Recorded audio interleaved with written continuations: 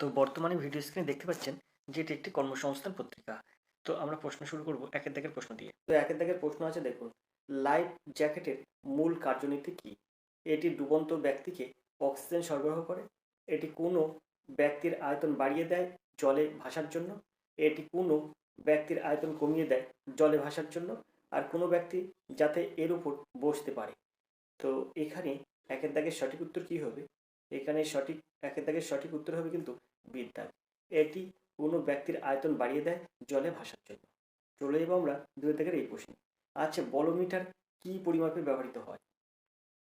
বায়ুর দিক নির্ণয় করার জন্য, তাপ বিকিরণ করার জন্য, চাপের নীতিমাত্রা মাপার জন্য, আর বায়ুর আর্দ্রতা মাপার জন্য। তো এখানে কিন্তু বলোমিটার পরিমাপ করতে ব্যবহার করা হয়, কিন্তু তাপ বিকিরণ পরিমাপ করতে ব্যবহার করা হয়। বিদ্যাগ হবে সঠিক উত্তর, বলোমিটার। এই পাশে আপনাদের দেখিয়ে দিলাম যে বলোমিটারের ছবি এটা।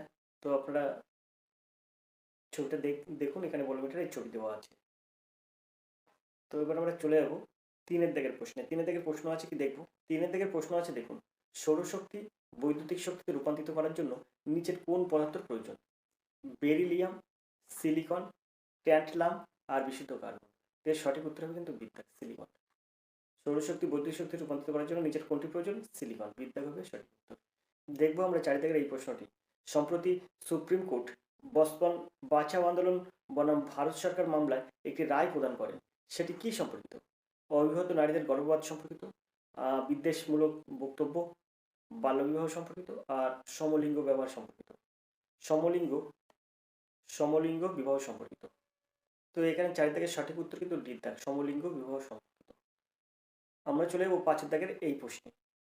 রাজভাত খাওয়া দর্শনীয় স্থানটি পশ্চিমবঙ্গের কোন জেলায় অবস্থিত? পুরুলিয়া, মুর্শিদাবাদ, জলপাইগুড়ি আর আলিপুরদুয়ার।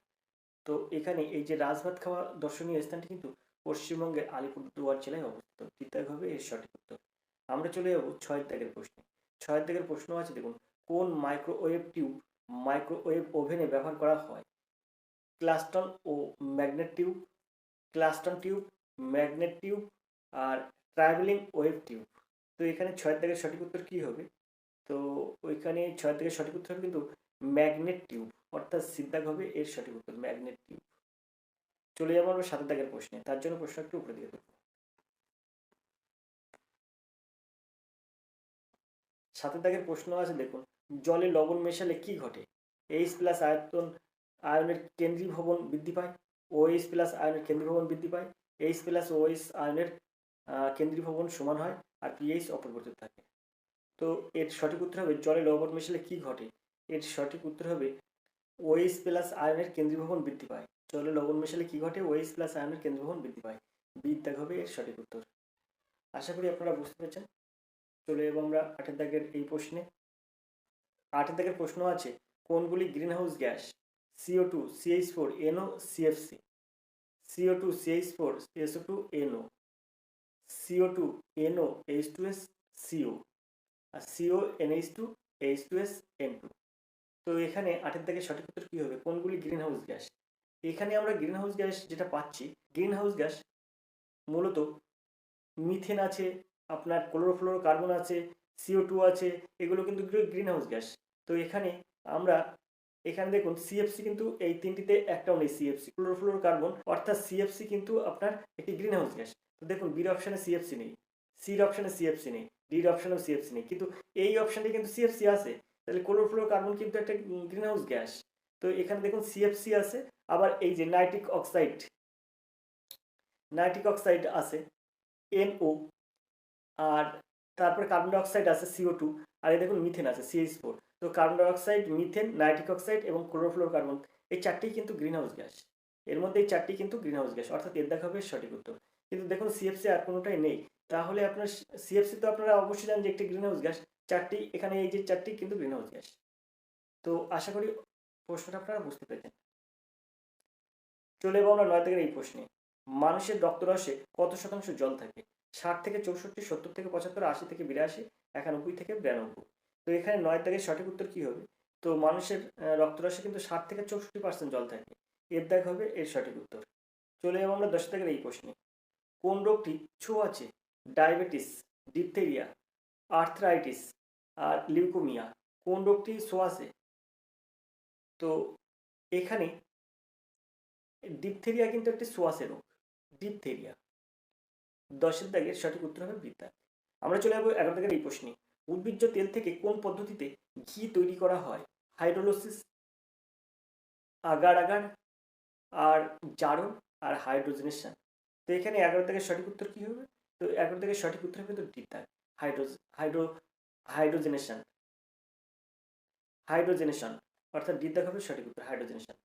12 দাগের যে প্রশ্নটা আমরা দেখবো সেটা হচ্ছে আছে, দেখুন প্রশ্নটা, কোন রোগটি বংশগত? হিমোফিলিয়া, মায়োপিয়া, অ্যানিমিয়া আর লিউকোমিয়া। তো এখানে 12 দাগের সঠিক উত্তর কি হবে? কোনটি বংশগত রোগ? তো এই যে হিমোফিলিয়া অর্থাৎ এর দাগ, হিমোফিলিয়া কিন্তু একটি বংশগত রোগ, হিমোফিলিয়া এর দাগ হবে সঠিক উত্তর। চলে যাবো আমরা 13 দাগের প্রশ্নে। 13 দাগের প্রশ্ন আছে, নিচের কোন মহিলা মহাকাশচারী ভারতীয় বংশোদ্ভূত নয়? সুনিতা উইলিয়াম, শিরিষা বান্দলা, অনুশেষ আনসারি, কল্পনা চাওলা। তো এখানে 13 দাগের সঠিক উত্তর কি হবে? তো এখানে 13 দাগের সঠিক উত্তর হয়ে যাবে কিন্তু এই যে আপনি দেখতে পাচ্ছেন অনুশেষ আনসারি, এর অনুশেষ আনসারি ইনি কিন্তু মানে ভারতীয় বংশোদ্ভূত নয়, অর্থাৎ সিদ্ধাক হবে এর সঠিক উত্তর, অনুশেষ আনসারি। চলে যাবো আমরা 14 দাগের এই প্রশ্নে। প্রশ্নটা আমরা একটু উপরের দিকে তুলব। 14 দাগের প্রশ্ন আছে, দেখুন স্তম্ভ মেলান, প্লেগ, এইডস, চুল পড়া, ম্যালেরিয়া, এখানে আছে প্রোটোজোয়া, ছত্রাক, ভাইরাস, ব্যাকটেরিয়া। তো এখানে 14 দাগটা মেলাতে হবে, মানে কার সাথে কোনটা মেলবে। তো এখানে এর অপশানে আছে 1, 2, 3, 4।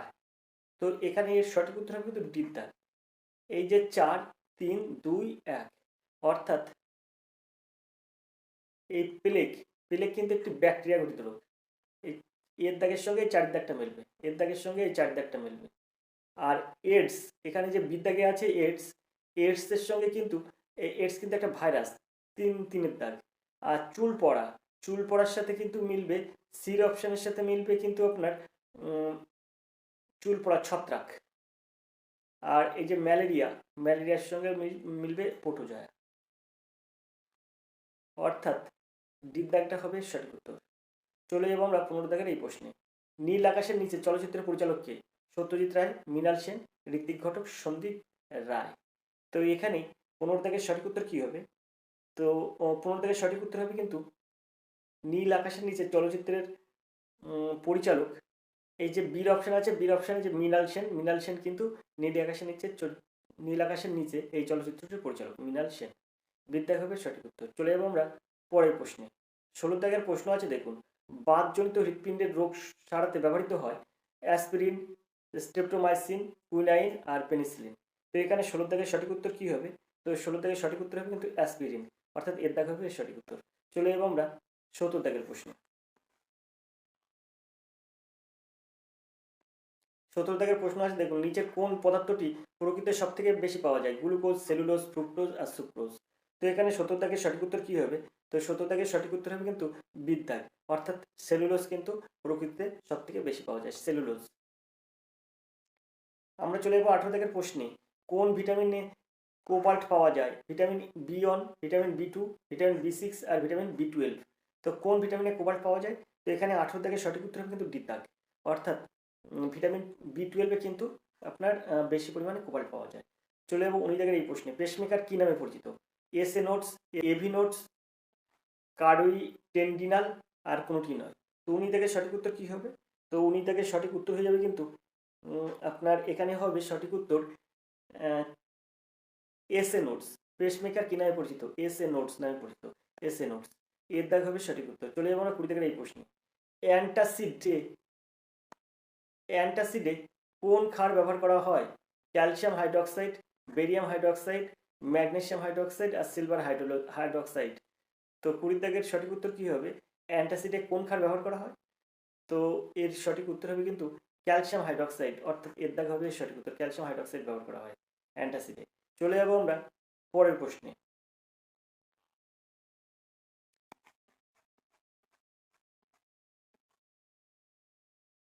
এখন এখানে 21 দাগের একটা প্রশ্ন আছে, দেখুন দর্জি শেরিং লেপচাকে এখানে 21 দাগের একটা প্রশ্ন আছে দেখুন, দর্জি শেরিং লেপচাকে ভারতের কোন রাজ্য থেকে রাজ্যসভার সদস্য নির্বাচন করা হয়? ত্রিপুরা, মেঘালয়, সিকিম আর নাগাল্যান্ড। দর্জি শেরিং লেপচা, দর্জি শেরিং লেপচাকে ভারতের কোন রাজ্য থেকে রাজ্যসভার সদস্য নির্বাচিত করা হয়? তো এর মধ্যে 21 দাগের সঠিক উত্তর হবে কি? তো এই যে দর্জি শেরিং লেপচাকে কিন্তু সিকিম থেকে নির্বাচন করা হয়, সিকিম থেকে। আমরা চলে যাবো 22 দাগের প্রশ্নে। এবছর গ্লোবাল ফায়ার পাওয়ার ইন্ডেক্সে ভারতের স্থান কত? 1, 2, 3, 4। তো আপনারা সবাই জানেন এটা, এটা কিন্তু চতুর্থ, মানে এবছর গ্লোবাল ফায়ার পাওয়ার ইন্ডেক্সে ভারতের স্থান কিন্তু চতুর্থ। 4 দাগ হবে সঠিক উত্তর। চলে যাবো আমরা 23 দাগের এই প্রশ্নে। কোন দেশ ব্রিক্স এর সদস্য নয়? মিশর, ইথিওপিয়া, ইরান আর আর্জেন্টিনা। তো এখানে 22 দাগের সঠিক উত্তর কি হবে দেখুন, এই যে মিশর, ইথিওপিয়া, ইরান, এরা কিন্তু সবাই ব্রিক্সের সদস্য। ব্রিক্সের সদস্যের মধ্যে মিশর, ইথিওপিয়া আর ইরান তিনটি কিন্তু ব্রিক্সের সদস্য দেশ। এই আর্জেন্টিনা কিন্তু ব্রিক্সের সদস্য দেশ না, অর্থাৎ দ্বিধাভাবে সঠিক উত্তর, আর্জেন্টিনা ব্রিক্সের সদস্য দেশ নয়। আমরা চলে যাবো 24 দাগের এই প্রশ্নে, তার জন্য প্রশ্নটা একটু উপর দিকে তুলব। ভারতরত্ন প্রাপক কর্পূরী ঠাকুর কোন রাজ্যের মুখ্যমন্ত্রী ছিলেন? বিহার, ঝাড়খণ্ড, উত্তরপ্রদেশ আর ছত্তিশগড়। তো এখানে 24 দাগের সঠিক উত্তর কি হবে? তো এখানে এর সঠিক উত্তর হবে বিহার। ফালি স্যাম নরিমান নিচের কোন বিষয়ের সঙ্গে যুক্ত? রাজনীতিবিদ, আইন আইন আইনজ্ঞ, বির অপশন আছে আইনজ্ঞ, সির অপশন আছে ক্রীড়া প্রশিক্ষক আর ডির অপশন আছে সাহিত্যিক। তো ফালি স্যাম নরিমান ইনি কোন বিষয়ের সঙ্গে যুক্ত? তো 25 দাগের সঠিক উত্তর হবে কিন্তু আপনার এখানে যে আইনজ্ঞ আছে, বিদ্যা হবে সঠিক উত্তর। আইনজ্ঞ কিন্তু এই যে ফালি স্যাম নরিমান নিচের কোন বিষয়ের সঙ্গে যুক্ত? ইনি কিন্তু আইনজ্ঞ, অর্থাৎ বিদ্যা হবে সঠিক উত্তর। চলে যাবো আমরা 26 দাগের প্রশ্নে। তবে এবার 26 দাগের থেকে কিন্তু অঙ্ক প্রশ্ন শুরু হলো। এই অঙ্ক প্রশ্ন থেকে আমরা অঙ্ক, এই 26 দাগ থেকে অঙ্ক সমাধান করবো। চলুন চলে 26 দাগের প্রশ্নটা একটু উপরে দিকে তুলবো, সাথে সাথে প্রশ্ন একটু বড় করবো।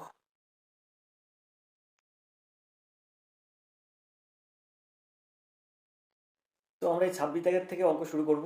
26 দাগের অঙ্ক আছে a সমান সমান 2 প্লাস রুট 3 হয়, তবে দেখাও যে এইটার মান কত। তো এখানে a সমান সমান 2 প্লাস রুট 3, a সমান সমান 2 প্লাস রুট 3 দেওয়া আছে, 1 বাই এর মানটা আমরা বার করে নেবো। 1 বাই a সমান সমান কী হবে?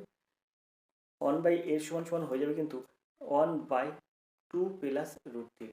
এখন এটাকে যদি আমরা করণীয়রসন করি তাহলে এখানে হয়ে যাবে 1 বাই 2 প্লাস রুট 3, আর এখানে 2 মাইনাস রুট 3 দিয়ে ওপর নিচে গুণ হয়ে যাবে, 2 মাইনাস রুট 3 দিয়ে ওপর নিচে গুণ হয়ে যাবে, 2 মাইনাস রুট 3। এখন এখানে দেখুন এই 2 প্লাস রুট 3, 2 মাইনাস রুট 3, কারণ a square minus B square সূত্রে এসে যায়, তাহলে সেখানে 4 বিয়োগ 3 এসে যায়, নিচে 1 থাকবে, তাহলে উপরে থাকবে কি সমান সমান থাকবে 2 মাইনাস রুট 3। এটাকে যদি আমরা মানে করণীয়রসন করি তাহলে আমার থাকবে 2 মাইনাস রুট 3। 1 বাই এর মান বেরোচ্ছে তাহলে কত? 2 মাইনাস রুট 3। তো এখানে এর মান 2 প্লাস রুট 3 আর এখানে 1 বাই এর মান 2 মাইনাস রুট 3। এখন আমরা সরাসরি অঙ্কে চলে যাব। এখানে যে অঙ্কটা আছে সেই অঙ্কটা আমরা করবো, তবে তার আগে আমরা আরেকটা মান বার করব, সেটা হচ্ছে a প্লাস 1 বাই এর মানটা বার করবো। তো এখানে a প্লাস 1 বাই এ, এইটার মান কত হবে? এর মান আছে হচ্ছে 2 প্লাস রুট 3, দিলাম 2 প্লাস রুট 3, আর বির আর 1 বাই এর মান কত আছে? তো এই যে তার আগে যোগ আছে, এই যোগটা দেবো। এবার 1 বাই এর মান আছে 2 মাইনাস রুট 3।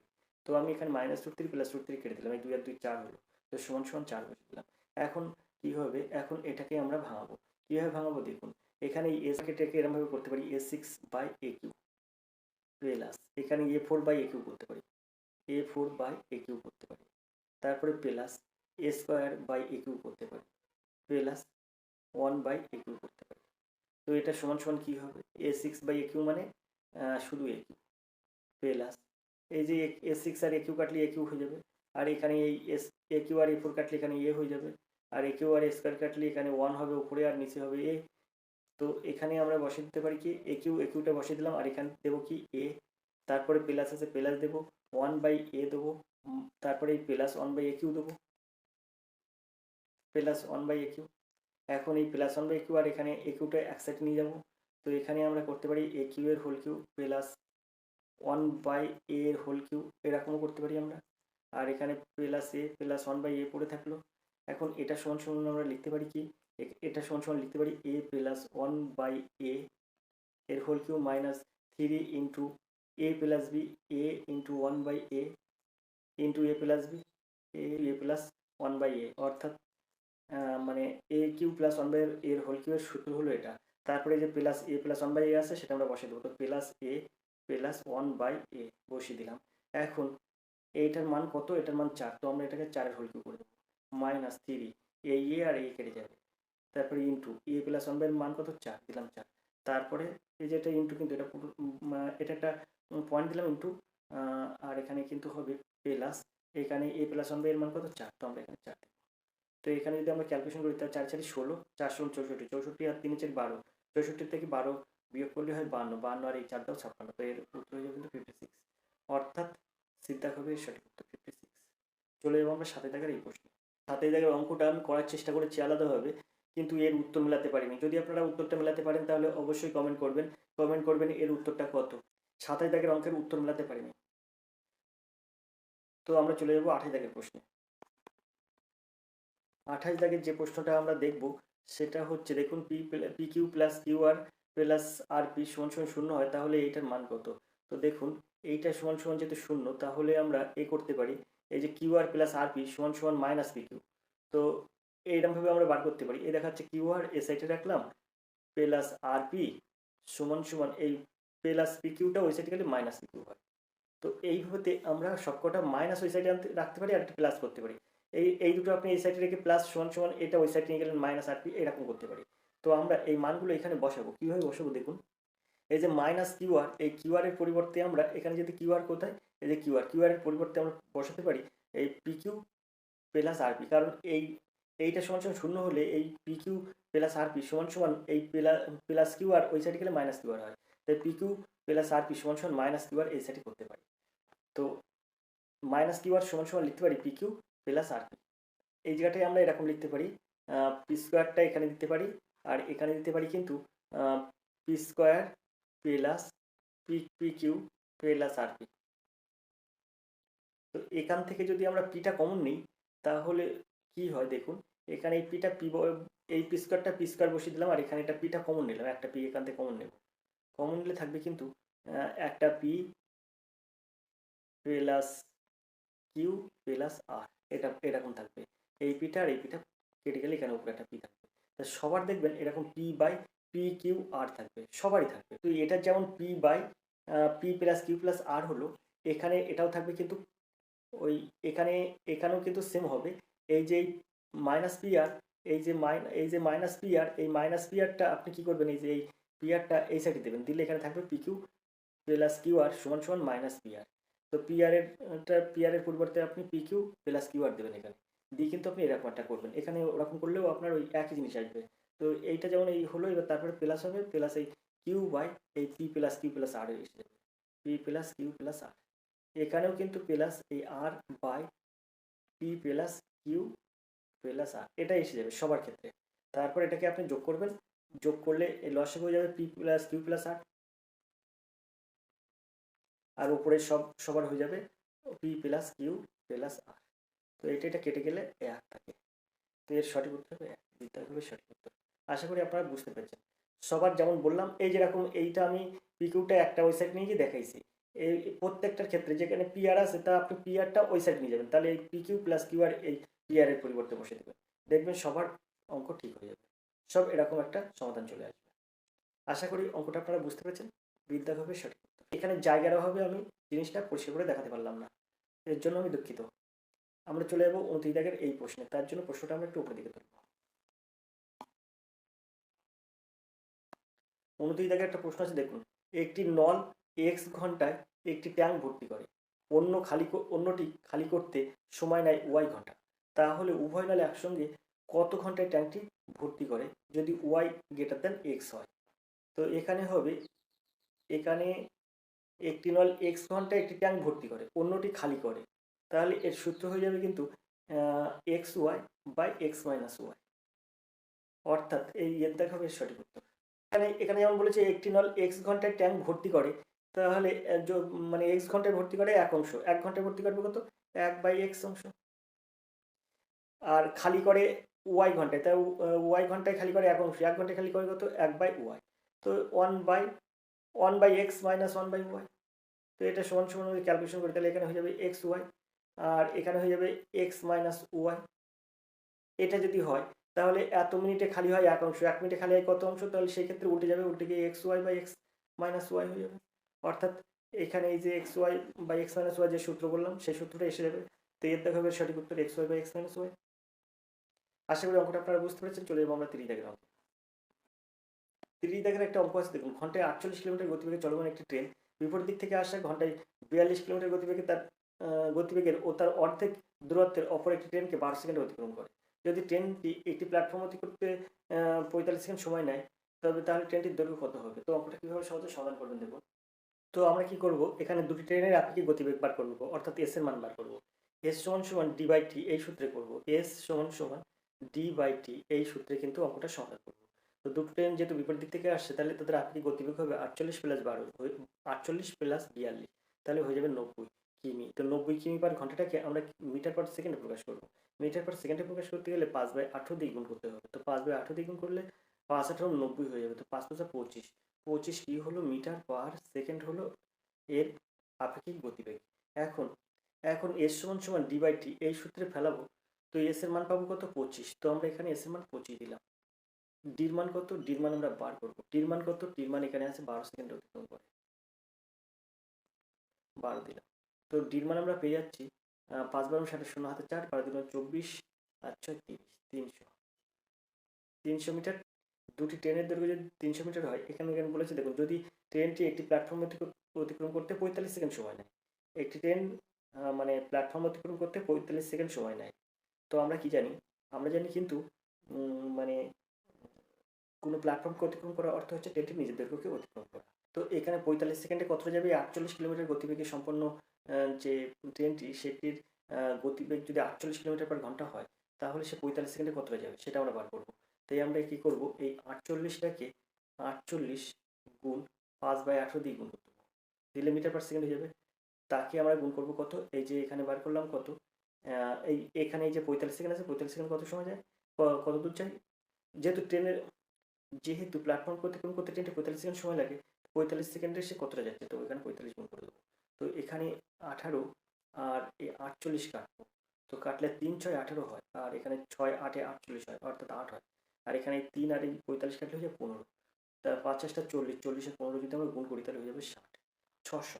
এখন যেহেতু প্ল্যাটফর্মের দৈর্ঘ্য 600 মিটার, 45 সেকেন্ডে 600 মিটার ট্রেনটি যাচ্ছে, তাহলে ট্রেনের দৈর্ঘ্য ছিল কিন্তু 600, কারণ একটা প্ল্যাটফর্মকে অতিক্রম করার অর্থ হচ্ছে ট্রেনের নিজের দৈর্ঘ্যকে অতিক্রম করা।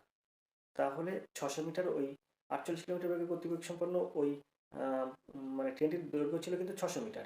তো এবার এখানে দেখুন বলেছে যে এখানে দেখুন বলেছে গতিবেগ, এখানে 48 কিলোমিটার গতিবেগ চলমান একটি ট্রেন বিপরীত দিক থেকে আসে ঘন্টায় 42 কিলোমিটার গতিবেগ ও তার অর্ধেক দূরত্বের অপর একটি ট্রেন।